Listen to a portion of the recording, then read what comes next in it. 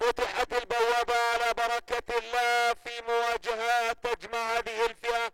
شبلة مذهل المركز الاول، عنترناش المركز الثاني، فيما المتابعة من قبل متواجد بالمرتبة الثالثة. وهناك ايضا ذيب الوعر للمركز الرابع يحاول، والخروج المبكر من قبل الفرس شبلة مذهل تقدم نفسها بصورة اجمل في هذا الهروب الجميل بدون منافسة بدون مضايقة، لكن عنترناش يحاول ان يحقق الى مدى بعيد.